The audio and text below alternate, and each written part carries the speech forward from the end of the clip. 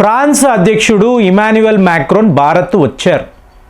So మళ్ళీ మనము ఒక కార్ డిప్లొమసీ అని చూసాం.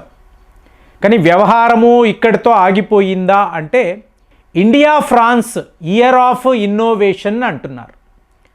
అంటే ఇప్పుడు ఫ్రాన్స్ వాళ్ళు మనకు రఫేల్ విమానాలు అమ్మడము, అలాగే రఫేల్కి సంబంధించిన ఫ్యాక్టరీలు ఇక్కడ భారత్లో పెట్టడం కాదండి, ఇన్నోవేషన్ అని మాట్లాడుతున్నాం. అంటే టెక్నాలజీ, ఫ్రాన్స్కు సంబంధించిన టెక్నాలజీ భారత్లోకి ఎలా తీసుకురావాలి. మీరు గమనించారంటే సాఫ్రాన్ అనబడే సంస్థ వీళ్ళు ఈ సబ్మిట్లో చాలా యాక్టివ్గా కనిపించారు. అంటే సాఫ్రాన్ అంటే ఎవరు? రఫేల్ విమానాలలో ఉండే ఇంజిన్లు, సో వాటిని తయారు చేసే సంస్థ. మీకు ఇంకా చెప్పాలంటే రఫేల్ విమానాలు వీళ్ళదే. సో ఇప్పుడు వీళ్ళు ఏం మాట్లాడుతున్నారు? భారత్లోనే మేము రఫేల్ విమానాలకు కావలసిన ఇంజిన్లు తయారు చేస్తాము, అట్ ది సేమ్ టైం మీకు కావాలా, సో మీరు తయారు చేసుకోవచ్చు. ఇదే వాళ్ళు ఇన్నోవేషన్ అంటున్నారు. ఇప్పుడు మేము మీకు రఫేల్ విమానాలు అమ్ముతున్నాము, మీరు కొనుక్కోండి, అయిపోయిందా? కాదు. 90 రఫేల్ విమానాలు భారత్లోనే తయారు చేయబోతున్నాం. సో పెద్ద ఒప్పందాలు. మీకు ఇది ఎలా ఉందంటే ఐఎన్ఎస్ విక్రాంత్ అంటాం కదా, ఎయిర్ క్రాఫ్ట్ క్యారియర్. ప్రపంచంలో కొన్ని దేశాల వద్ద మాత్రమే ఇలాంటి యుద్ధ నౌకలు ఉంటాయండి, చాలా పెద్దవి.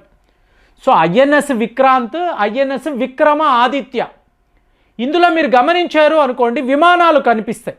మీరు గూగుల్ సెర్చ్లో చూస్తే విమానాలు ఇవన్నీ ఏంటి? మిగ్ 29 విమానాలు, అంటే 3rd జనరేషన్ విమానాలు. ఇవాళ కూడా మనం ఇప్పుడు ఐఎన్ఎస్ విక్రాంత్ అన్నప్పుడు అడ్వాన్స్డ్గా ఉండే ఒక వార్షిప్, కానీ అందులో ఉండే విమానాలు ఏంటి? 3rd generation.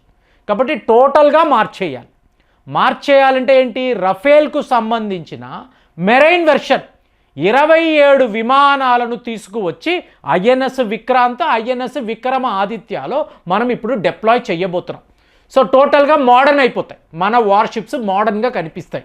4.5 జనరేషన్ విమానాలండి, మామూలు విషయం కాదు. ఒక్క అమెరికా, రష్యా, చైనా తర్వాత మనమే. సో అలాగా నెక్స్ట్ లెవెల్లో మీరు చూసారనుకోండి సబ్మెరైన్స్. ఇప్పుడు మన దగ్గర 6 సబ్మెరైన్స్ ఉన్నప్పుడు కల్వారీ గ్రేడ్ అంటాం. సో దీనికి సంబంధించిన పరికరాలు కూడా ఫ్రాన్స్ మనకు సప్లై చేయబోతున్నారు. న్యూక్లియర్ సబ్మెరైన్స్ అన్నప్పుడు ఫ్రాన్స్ చాలా అడ్వాన్స్డ్గా ఉంటారు. ఎలా ఉంటారండి అంటే యూరోప్ యూనియన్ అండి, 27 దేశాలు కలిసి ఒక ఇన్నోవేషన్ చేస్తారు, ఒక టెక్నాలజీని తీసుకొస్తారు. మనము సింగిల్ హ్యాండెడ్గా ఈ పోరాటం, ఏదో రష్యా వాళ్ళు మనకి సపోర్ట్గా ఉన్నారు కాబట్టి మనం అంచెలంచెలుగా ఎదుగుతూ వెళుతున్నాం. వీళ్ళు అలా కాదండి, గ్రూప్స్ అయిపోతారు.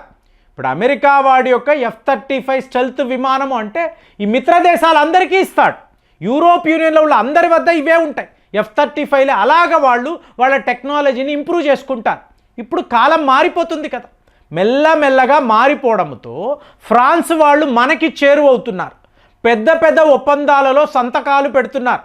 ఇప్పుడు మీరు చూసారనుకోండి ఆపరేషన్ సింధూర్లో మనము వాడిన స్కాల్ప్ మిజైల్స్, అలాగే హ్యామర్స్, ఇవన్నీ మీకు ఎక్స్ట్రాడినరీ మిజైల్ సిస్టమ్ వాడాం బ్రహ్మోస్తో పాటు. అంటే ఒకవైపు రష్యా, ఇంకొక వైపు ఫ్రాన్స్కి సంబంధించిన అస్త్రాలు పాకిస్తాన్ మీద వాడాం.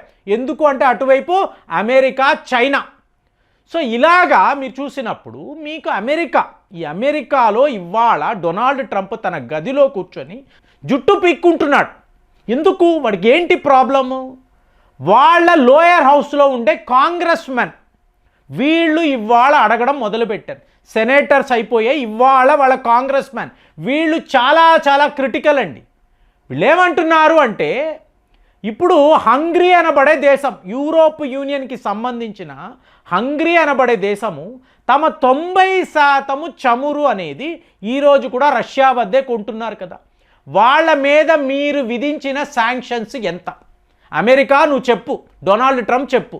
మేము ఇక్కడ Congress men, lower house Congress men అడుగుతున్నాము, మర్యాదగా జవాబు చెప్పు. జవాబు లేదు, మీకు ఎటువంటి టారిఫ్స్ లేవు. మరి అదే చైనా అన్నప్పుడు హయ్యెస్ట్, రష్యన్ ఆయిల్స్ ఎవరండి హయ్యెస్ట్గా కొంటారంటే చైనానే, మనకన్నా ఎక్కువ కొంటారు. చైనా మీద నువ్వు ఎంత టారిఫ్స్ విధించేవు? సరేనండి, అన్నిటినీ కలిపి 34% అనొచ్చు. చమురుకి సంబంధించిన శాంక్షన్స్ ఎంత? టారిఫ్స్ వేరు, శాంక్షన్స్ వేరు కదా, ఎంత నథింగ్. మరి అదే భారత్ మన మిత్ర దేశం, మనతో ఇంత క్లోజ్గా ఉండే దేశము, దీని మీద 50% అన్నావు, ఇవాళ ట్రేడ్ డీల్ అంటున్నావు, మళ్ళీ ఎలాగ వీళ్ళ మీద శాంక్షన్స్ విధించాలి అని చెప్పి చూస్తున్నావు. ఇది ఏమి న్యాయం? అమెరికా వాళ్ళు అడుగుతున్నారు, ఏంటండి మీ న్యాయం? ఎక్కడ ఏ ఫారిన్ పాలసీలో ఇలా రాయబడి ఉంది? నీ సరదాకి, నీ విమ్స్ అండ్ ఫ్యాన్సీస్కి భారత్ను ఇలాగ ట్రీట్ చేయడం ఎంతవరకు కరెక్ట్? కాంగ్రెస్ మెన్నే ఇవాళ అడగడంతో ట్రంప్ గారు ఇరుక్కున్నాడు. ఇప్పుడు మీరు మునికి సెక్యూరిటీ కాన్ఫరెన్స్ జర్మనీలో మొన్న జరిగింది కదా, అక్కడ మీరు చూసారనుకోండి, అమెరికా యొక్క secretary of state Marco Rubio ఈయన వచ్చాడు. ఈయన మాట్లాడుతున్నప్పుడు, ఏమండి భారత్తో మీరు ఒక ట్రేడ్ డీల్ పెట్టుకుంటున్నారు కదా, మరి ఈ టారిఫ్స్ ఏంటి తగ్గించేశారని వింటున్నాం, ఇదంతా నిజమేనా? ఇవంతా ఒరిజినల్గా జరుగుతాయా? మనకు కూడా డౌటే కదా. అందుకేగా మోదీ గారు మీకు ట్రేడ్ డీల్ అని మాట్లాడడం లేదు. సో అప్పుడు మార్కో రూబియో అన్నారు, అవునవును అన్నీ ఉన్నాయండి, మేము వాళ్ళతో ఒప్పందాలు వేసుకున్నాము.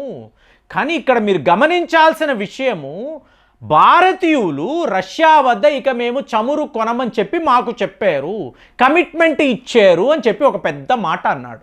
మరి పక్కన ఎవరుంటారండి? జైశంకర్ గారు కూర్చొని ఉంటారు. మీకు ఏమైనా మామూలుగా ఉంటుందా? ఇమీడియట్గా మా స్ట్రాటజిక్ అటానమీ అనేది ఇవాళ వరకు ఆన్లో ఉంది, దీనిని ఎవ్వడూ ఆపలేడు. మాకు ఏది మంచిదో అదే చేస్తాం, మా దేశం కోసం మేము ఆలోచిస్తాం, మీరు కాదు. కాబట్టి రష్యన్ ఆయిల్స్ అనబడే కాన్సెప్టే మీరు మాట్లాడకండి. మాకు ఇవాళ కూడా రష్యన్ ఆయిల్స్ అవసరం అంటే కొంటూనే ఉంటాం. మేము ఎవరు చెప్పారు, ఎవరు ఏమన్నారు, ఎవరి ఆజ్ఞలు, ఆర్డర్స్, బెదిరింపులు నథింగ్ అండి. ఆయన ఏమైనా చెప్పొచ్చు, మా స్ట్రాటజిక్ అటానమీ ఈజ్ ఆన్. లిటరల్గా అక్కడే ఆ వేదికలోనే కుండబద్దలు కొట్టినట్టు జైశంకర్ గారు చెప్పారు. ఎలా ఉంటుందో చెప్పండి. డొనాల్డ్ ట్రంప్కి వాళ్ళ మార్కో రూబియోకి వీళ్ళేం లొంగరా? మనం ఎన్ని చెప్పినా వీళ్ళు వినరా? వాళ్లకు తోచిందే వాళ్ళు చేస్తారా? అంటే ఇది దేశం అండి, దేశము, దేశానికి మంచి, అంతే, ఇదే కాన్సెప్ట్. సో ఇక్కడితో ఆగిపోతుందా? నువ్వు నన్ను అవమానించాలని చూస్తున్నావు, నేను అవమానాన్ని తిప్పి కొడుతున్నాను. ఎలా కొడుతున్నాను? ఇవాళ రష్యాతో మెగా డీల్స్ అండి, ఆయిల్స్ పక్కన పెట్టండి, మెగా డీల్స్ ఏంటి? కెమికల్స్, ఇంజనీరింగ్ టూల్స్, ఫార్మా రంగము, అగ్రికల్చర్ ప్రోడక్ట్స్, వీటికి సంబంధించి ప్రపంచంలో ఎవరు అంటే ఒక శాంక్షన్డ్ కంట్రీ వాళ్ళ వద్ద మీరు ఆయిల్స్ కొంటే మీ మీద టారిఫ్స్ విధిస్తాము, శాంక్షన్స్ విధిస్తామని ఇంతలాగా బెదిరిస్తున్నప్పుడు, అలాంటి ఒక రష్యాతో పెద్ద పెద్ద వ్యాపార ఒప్పందాలు. సో ఇది ఇవాళ డొనాల్డ్ ట్రంప్కి అర్థమే కావడం లేదు. అంటే వీళ్ళు ఎక్కడా కూడా తగ్గడం లేదు, ఇంత కూడా తగ్గడం లేదు. ఫ్రాన్స్తో అన్నారు, సరే యూరోప్ యూనియన్ మా శత్రు దేశాలు ఉన్నారు, అయినా కూడా ఓకే అనుకున్నాను. మళ్ళీ రష్యాతో ఇదేంటి అంటే పుతిన్ గారి యొక్క ఆట మాట్లాడాము కదా, అమెరికాను ఎలా ట్రాప్ చేయాలో ఆయన చూస్తున్నాడు. అట్ ది సేమ్ టైం భారత్కి రష్యాకు మధ్య ఉండే ఈ స్నేహము ఏ లెవెల్లో వెళ్తుంది అంటే, ఎక్కడ మేము ఆయిల్స్ కొనమని చెప్పనే లేదండి. సో మీకు ఒకవేళ వద్దు అనుకుంటే వద్దు, వెళ్ళిపో. అమెరికాను మేము పట్టించుకో. ఎక్కడైనా మోదీ గారు అమెరికా గురించి మాట్లాడడం విన్నారా అండి? డొనాల్డ్ ట్రంప్ గారు నా బెస్ట్ ఫ్రెండ్, మంచి మిత్రుడు అంటున్నారా? లేనే లేదు, నథింగ్. 18% అన్నావు కాబట్టి ఒక థ్యాంక్స్ చెప్పాం, అంతే. మాకు రష్యా కావాలి, ఫ్రాన్స్ కావాలి, యూరోప్ యూనియన్తో అతిపెద్ద ఒప్పందాలు చేసుకున్నాము, మా దేశము ఎదుగుతుంది, మా గ్రోత్ రేట్ ఎదుగుతుంది, ఇదే మేము చూస్తాం. మీరు ఎవరు, మీరేం మాకు అనవసరము. ఇదే డొనాల్డ్ ట్రంప్కి ఉన్న అతిపెద్ద సమస్య. వీళ్లను ఏ రకంగా కూడా లొంగ తీసుకోలేకపోవడం. మరి భారత్ రష్యా ఫ్రాన్స్ని ఇలా ఎంగేజ్ చేయడం, దీన్ని మీరు ఎలా చూస్తున్నారు? కామెంట్స్లో రాయండి. మళ్ళీ వచ్చే వీడియోలో కలుద్దాం. జై హింద్.